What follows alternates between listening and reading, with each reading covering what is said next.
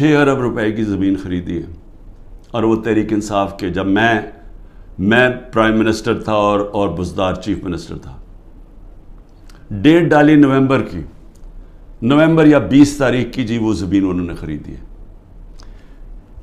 और ये जो चट्ठा जिसको ख़ास लेके आए हैं, ये इनकाउंटर स्पेशलिस्ट था, शहबाज शरीफ के हुक्म के ऊपर ये लोगों को कत्ल करता था, इसकी ये रेपुटेशन है।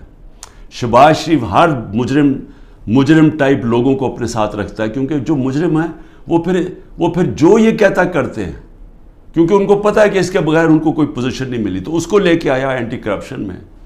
अब वो केस क्या बनाता है कि जब इमरान खान वज़ीर आज़म था तो मेरी बहन ने 6 अरब रुपए की ज़मीन ख़रीदी, और वो कोई ज़बरदस्ती लोगों से ख़रीदी, या वो कोई गवर्नमेंट की ज़मीन थी। अब ये सुने, नकल में भी अकल चाहिए।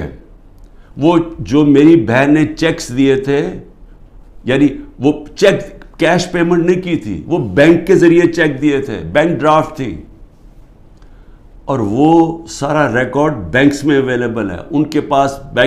उनके पास सबूत है कि उन्होंने कब दिया था। चेक कब दिए थे?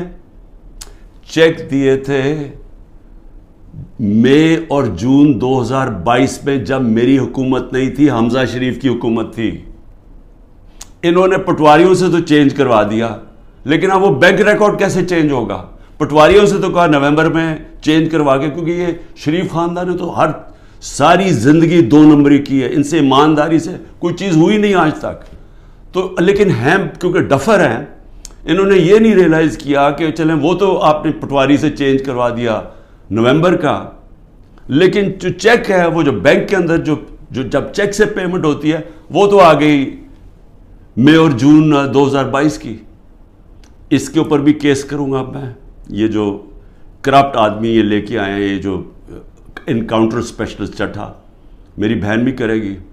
लेकिन मैं सिर्फ पब्लिक के सामने कहना चाहता हूं कि कितने नीचे गिर चुके हैं कि किसी ना किसी तरह इमरान खान को किसी केस में पकड़ के जेल में डाल दें।